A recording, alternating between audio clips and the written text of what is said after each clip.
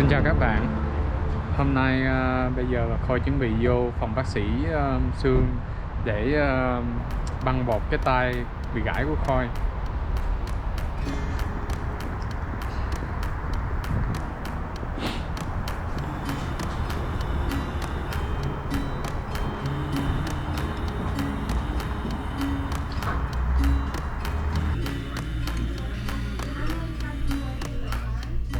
Kelly đang ấy giấy tờ.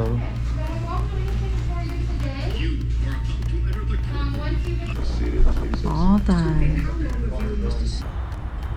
Các bạn thì hồi thứ Sáu thì Khôi đi trượt tuyết ở Van Đêm với bạn. Thì ngày đó thì cái tuyết nó không có được mềm, nó hơi bị cứng. Thì Khôi đi xuống núi lần thứ 3. Thì cái lần đó thì Khôi lúc nào trượt tuyết Khôi cũng đang tập, cho nên Khôi té cũng rất là nhiều. Thì cái lần mà Khôi té cuối cùng á là Khôi té hơi bị mạnh.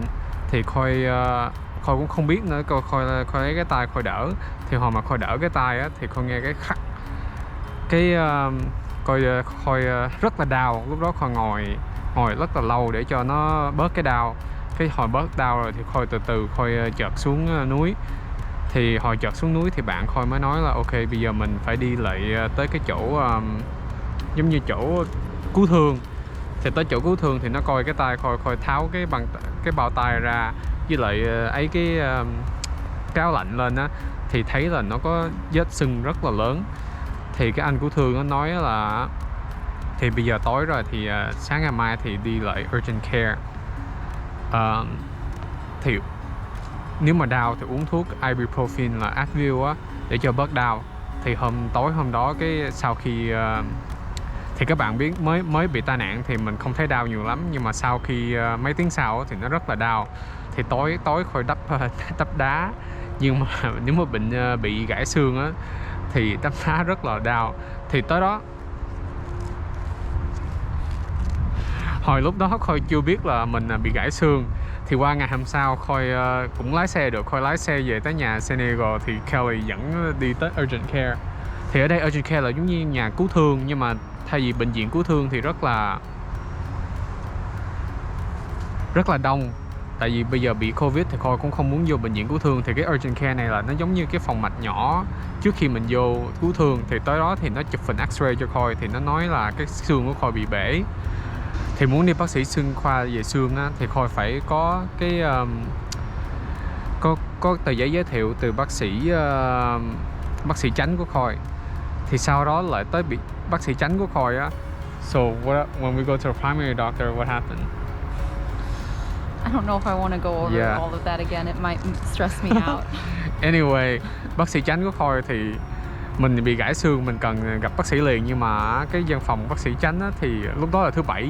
Thì thứ Bảy Chủ nhật thì nó không mở cửa. Thì nó nói là thứ Hai mình vô. Cái mình vô thứ Hai, mình gọi nó không gọi mình lại. Thì mình vô thứ Hai thì nó nói chiều nó sẽ gỡ cái này làm liền.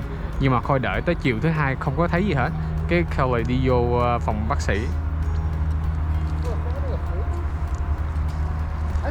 Do you need my help? Thì Kelly đi vô thẳng phòng bác sĩ, nói tại sao chưa cho cái giới thiệu đi tới bác sĩ xương. Thì cái văn phòng nó nói tại hôm nay bác sĩ không có mặt trong phòng mạch. Kelly tức quá. You're very angry, right? Because she's like, the doctor's not there. Yeah. Thì Kelly nói nếu mà bác sĩ không có đó, tại sao không gọi bác sĩ, hay là tại sao không nói mình trước, mà mình tới đó sáng thứ Hai nhưng mà không có ai nói gì hết. Thì Khôi với Kelly rất là bực mình. Thì Kelly nó kêu Kelly đi về, tại qua ngày sau nó sẽ gọi. Thì Kelly không có tin nữa. Thì Kelly nói nếu mà không gọi, không đưa cái giấy tờ referral cho tới cái bác sĩ xương á, là Kelly không trở về. Thì cái văn phòng đó gọi bác sĩ, rồi xong bác sĩ đồng ý thì nó mới fax cái giấy tờ referral qua cái bác sĩ xương. Thì hôm nay thì Khôi tới bác sĩ xương. Hôm nay là thứ Tư, right? Wednesday. Yeah, thì gần này là 5 ngày rồi, 5 ngày khi bị thương. How's it feeling? Đau chút xíu. Oh, my poor baby. Bây giờ mình đang trong phòng mạch. Hy vọng bác sĩ sẽ giúp băng bột.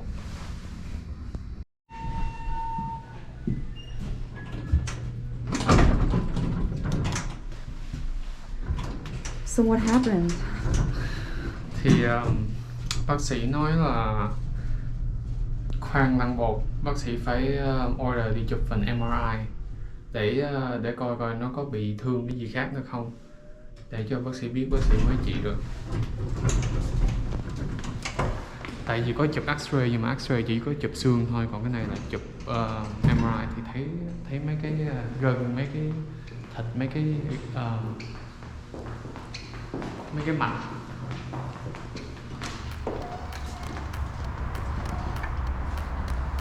Khôi thì cũng buồn là tại vì gãy tay phải, nhưng mà Khôi cũng rất vui tại vì nó có thể tệ hơn, right? It could be worse.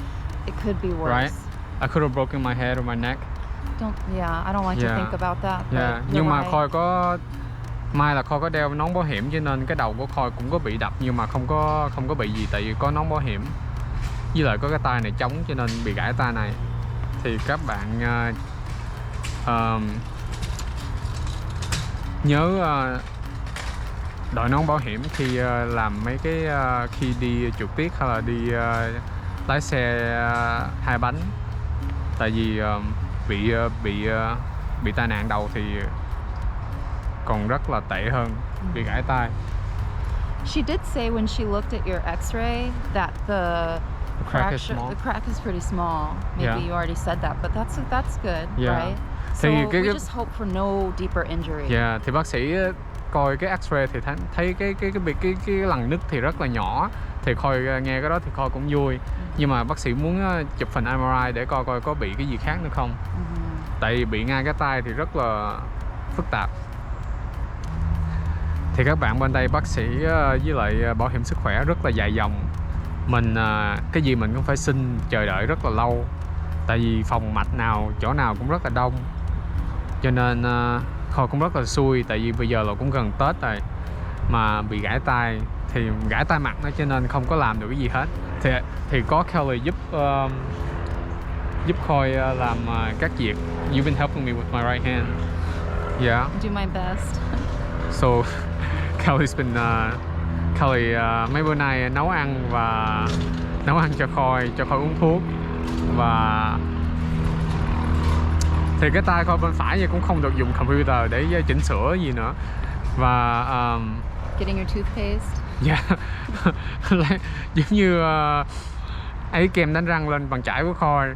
Rồi xong rồi hai chồng ăn cơm xong rửa chén thì Kelly rửa chén thì Khôi dùng tay bàn trái Khôi xả chén được. You asked me to wipe your butt, but I don't think we're to that point yet. Câu hỏi Kelly có thể chùi đít của Khôi được không? Yeah, I'm gonna pass on that for now. But know that if I absolutely had to wipe your butt, I totally would. Okay? Okay. The love is that real, okay?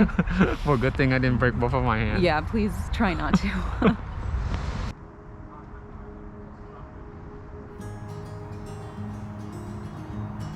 Kelly đang cắt tôm để hấp để mình ăn chấm với lại nước sốt. Ở đây thì mình đang nướng mực. Thì cái này là lò hấp, mình đang mở lửa để cho chút nó hấp tôm trong đây. Mấy con tôm này đã không các bạn.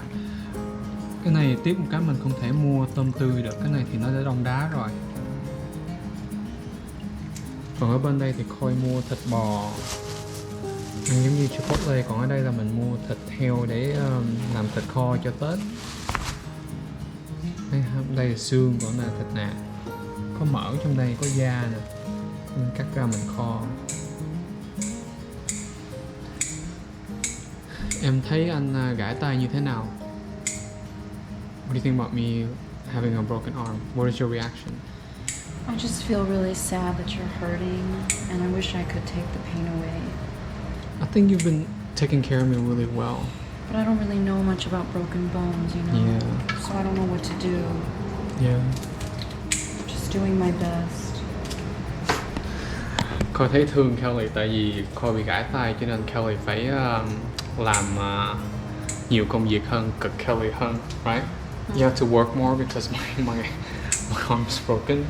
That's okay. You have to do your part and you have to do my part. That's okay. I know you would do the same for me. Nhưng mà có vợ chồng thì giúp đỡ nhau trong thời buổi khó khăn giống như vậy, phải không các bạn? I hope these shrimp are good. I hope so too. Do they seem frozen? I mean, I think they're always frozen, right? Đây Khôi có bỏ lá chanh trong đây cho nó thơm. Count babe.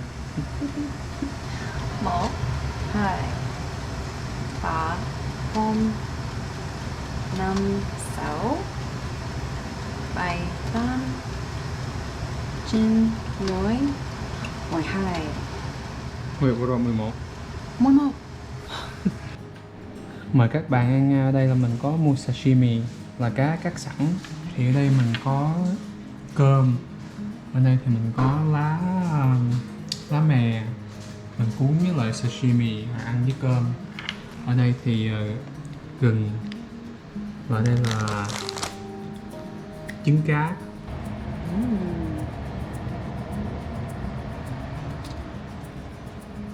Koi's helping out with this part. Mình có một tay thì mình làm một tay.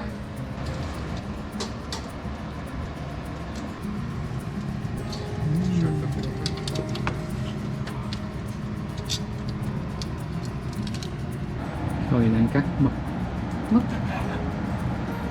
Cuttlefish, I don't know. So Vừa chín tới luôn các bạn. Mực is like squid. Yeah.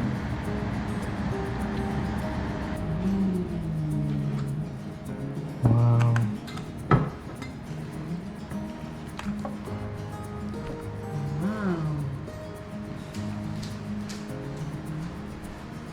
Wow, các bạn giờ nè. Đã không? Xin mời các bạn.